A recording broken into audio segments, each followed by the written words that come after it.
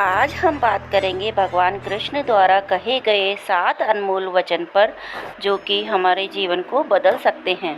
भगवान श्री कृष्ण बताते हैं, कोई परिपूर्ण नहीं है। वर्तमान में रहना शुरू करें। कोई भी ज्ञान कैसे प्राप्त करें। धर्म संकट को जानें। रिश्तों में खटास का कारण। सत्य की परिभाषा।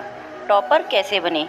तो आज हम इन्हीं सब बातों के बारे में विस्तार से चर्चा करेंगे और अपने जीवन को बदलने का प्रयास करेंगे। तो यहाँ हम सबसे पहले भगवान श्री कृष्ण के कहे पहले पॉइंट पर बात करेंगे, कोई परिपूर्ण नहीं है।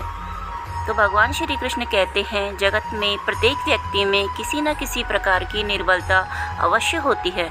जैसे कोई बहुत तेज़ी से दौड़ नहीं पाता, तो कोई अधिक भार नहीं उठा पाता, कोई असाध्य रोग से पीड़ित रहता है, तो कोई पढ़े हुए पाठों को स्मरण में नहीं रख पाता। ऐसे अनेकों उदाहरण और भी हैं।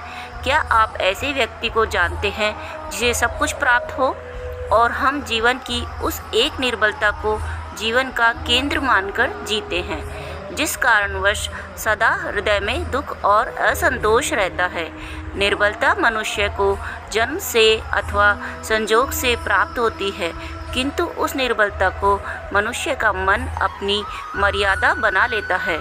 किंतु कुछ व्यक्ति ऐसे भी होते हैं जो अपने पुरुषार्थ और श्रम से उस निर्बलता को पराजित कर देते हैं। क्या भेद है उनमें और अन्य लोगों में, आपने कभी विचार किया है? सरल सा उत्तर है इसका, जो व्यक्ति निर्बलता से पराजित नहीं होता, जो पुरुषार्थ करने का साहस रखता है, हृदय में वो निर्बलता को पार कर जाता है।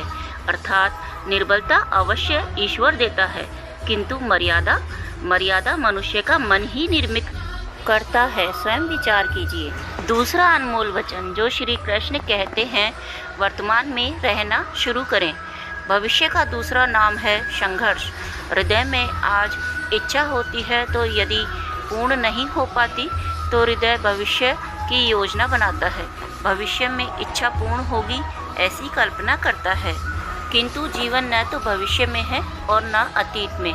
जीवन तो इस क्षण का नाम है, अर्थात इस क्षण का अनुभव ही जीवन का अनुभव है। पर हम यह जानते हुए भी इतना सा सत्य समझ नहीं पाते। या तो हम बीते हुए समय के स्मरणों को घेर कर बैठे रहते हैं, या फिर आने वाले समय के लिए हम योजनाएं बनाते रहते हैं और जीवन बीत जाता है।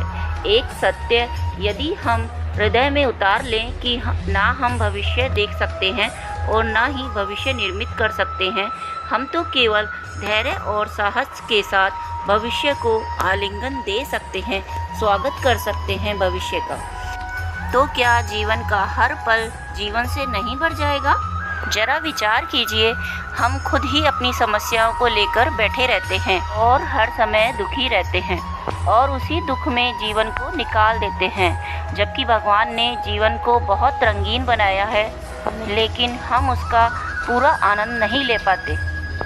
भगवान श्री कृष्ण की इस बात पर जरूर विचार करें। तीसरी बात जो भगवान श्री कृष्ण कहते हैं, कोई भी ज्ञान कैसे प्राप्त करें। ज्ञान प्राप्ति सदा ही समर्पण से होती है, ये हम सब जानते हैं, किंतु समर्पण का वास्तविक महत्व क्या है, क्या कभी विचार किया है? मनुष्य का मन सदा ही ज्ञान प्राप्ति में अनेक बाधाओं को उत्पन्न करता है। कभी किसी अन्य विद्यार्थी से ईर्ष्या हो जाती है, कभी पढ़ाए हुए पाठों पर संदेह होने लगता है, और कभी गुरु द्वारा दिया गया दंड मन को अहंकार से भर देता है। ना जाने कैसे कैसे विचार मन को भटकाते रहते हैं, और मन के इसी अयोग्य स्थिति के कारण हम ज्ञान प्राप्त नहीं कर पाते। मन की योग्य स्थिति केवल समर्पण से प्राप्त होती है। समर्पण मनुष्य के अहंकार का नाश करता है। ईर्ष्या, महत्वाकांक्षा आदि भावनाओं को दूर कर हृदय को शांत करता है और मन को एकाग्र करता है। वास्तव में ईश्वर की सृष्टि में न ज्ञान की मर्यादा है, न ज्ञानियों की। गुरु दत्तात्रेय ने तो गाय और श्वान से भी ज्ञान प्राप्त कर लिया था, अर्थात विषय ब्रह्म ज्ञान का हो या जीवन के ज्ञान का या गुरुकुल में प्राप्त होने वाले ज्ञान का, उसकी प्राप्ति के लिए गुरु से अधिक महत्व है उस गुरु के प्रति हमारा समर्पण। क्या ये सत्य नहीं? चौथी बात जो भगवान श्री कृष्ण बताते हैं, धर्म संकट को जाने। प्रत्येक मनुष्य के जीवन में ऐसा क्षण आता है जब सारे स्वप्न, सारी आशाएं, सारे दृश्य ध्वस्त हो जाते हैं, जीवन की सारी योजनाएं बिखर जाती हैं। एक और धर्म होता है और दूसरी ओर दुख, इसी को धर्म संकट कहते हैं। जब धर्म का वहन ही संकट हो और धर्म का त्याग ही दुख हो। विचार कीजिए, कभी किसी स्वजन के विरुद्ध सत्य बोलने का अवसर प्राप्त हो जाता है, कभी ठीक दरिद्रता के समय सरलता से चोरी करने का मार्ग प्राप्त हो जाता है, कभी किसी शक्तिशाली राजनेता या राजा के कर्मचारी का अधर्म प्रकट हो जाता है। सबके जीवन में ऐसी घटना बनती ही रहती है। अधिकतर लोग ऐसे किसी क्षण को धर्म संकट के रूप में जान ही नहीं पाते। हमें किसी प्रकार के संघर्ष का अनुभव ही नहीं होता। सहजता से सुख की ओर खींचे चले जाते हैं, जैसे मक्खी गुड़ की ओर खींची चली जाती है। वास्तव में धर्म संकट का क्षण ईश्वर के निकट जाने का क्षण होता है। यदि हम संघर्षों से भयभीत ना हों, सुख की ओर आकर्षित ना हों, अपने धर्म पर दृढ़ रहें, तो ईश्वर का साक्षात्कार दूर नहीं। पवन से युद्ध करने वाला पत्ता भी यदि पेड़ से गिरता है तो भी आकाश की ओर उड़ता है। पवन से झुकने वाली घास वहीं भूमि पर रह जाती है। धर्म संकट की स्थिति में यदि हम सुख को चुनते हैं तो क्या आत्मा दरिद्र नहीं हो जाती? क्या चरित्र नहीं टूटता? क्या ईश्वर से अंतर नहीं हो जाता?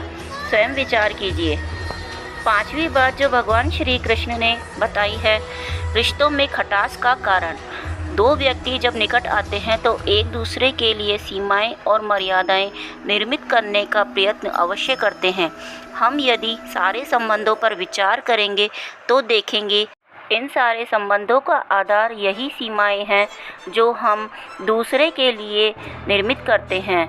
और यदि अनजाने में कोई इन सीमाओं को तोड़ता है तो उसी क्षण हमारा हृदय क्रोध से भर जाता है। इन सीमाओं का वास्तविक रूप क्या है? क्या हमने कभी विचार किया है? सीमाओं के द्वारा हम दूसरे व्यक्ति को निर्णय करने की अनुमति नहीं देते हैं, अपना निर्णय उस व्यक्ति पर थोपते हैं, अर्थात किसी की स्वतंत्रता को अस्वीकार करते हैं। और जब स्वतंत्रता को अस्वीकार किया जाता है तो उसका हृदय दुख से भर जाता है, और जब वो सीमाओं को तोड़ता है तो हमारा हृदय क्रोध से भर जाता है। क्या ऐसा नहीं होता? और यदि एक दूसरे की स्वतंत्रता का सम्मान किया जाए तो किसी मर्यादाओं और सीमाओं की आवश्यकता ही नहीं होगी। अर्थात जिस प्रकार स्वीकार्य किसी संबंध का देह है, क्या वैसे ही स्वतंत्रता किसी संबंध की आत्मा नहीं? स्वयं विचार कीजिए। भगवान श्री कृष्ण ने सत्य की परिभाषा जो बताई है वो इस प्रकार है। सबके जीवन में ऐसा प्रसंग अवश्य आता है कि सत्य कहने का निश्चय होता है हृदय में, किंतु मुख सत्य नहीं निकाल पाता। कोई भय मन को घेर लेता है, कोई घटना अथवा प्रसंग के बारे में बात करना या फिर स्वयं से कोई भूल हो जाए उसके बारे में बोलना, क्या ये सत्य है? नहीं, ये तो केवल एक तथ्य है। अर्थात जैसा हुआ था वैसा केवल बोल देना सामान्य सी बात है, किंतु कभी कभी उस तथ्य को बोलते हुए भी भय लगता है। कदाचित किसी दूसरे की भावनाओं का विचार आता है, मन में दूसरे को दुख होगा ये भी भय रोकता है। तो ये सत्य क्या है? क्या हमने कभी विचार किया है? जब भय रहते हुए भी कोई तथ्य बोलता है तो वो सत्य कहलाता है। वास्तव में सत्य कुछ और नहीं, निर्भयता का दूसरा नाम है। और निर्भय होने का कोई समय नहीं होता, क्योंकि निर्भयता आत्मा का स्वभाव है। अर्थात प्रत्येक क्षण क्या सत्य बोलने का क्षण नहीं होता? स्वयं विचार कीजिए। टॉपर कैसे बने? इसके लिए भगवान श्री कृष्ण कहते हैं, श्रेष्ठता का अर्थ है दूसरों से अधिक ज्ञान प्राप्त करना।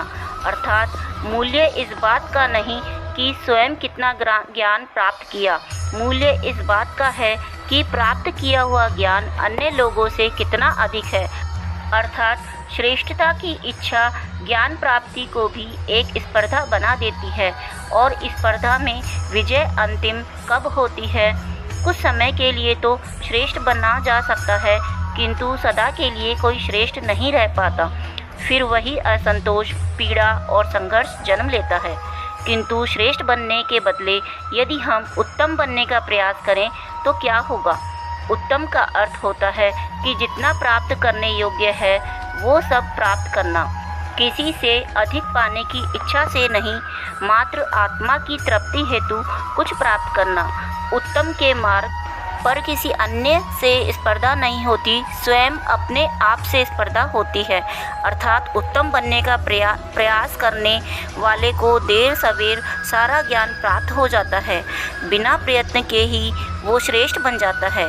किंतु जो श्रेष्ठ बनने का प्रयत्न करता है वो श्रेष्ठ बने या नहीं बने, उत्तम कभी नहीं बन पाता। धन्यवाद। अगर आपको मेरी वीडियो अच्छी लगी तो प्लीज़ वीडियो को लाइक कर दीजिए, चैनल को सब्सक्राइब कर दीजिए और पास में जो बेल आइकन है उसे भी दबा दीजिए ताकि मेरे आने वाली वीडियो सबसे पहले आपको मिले।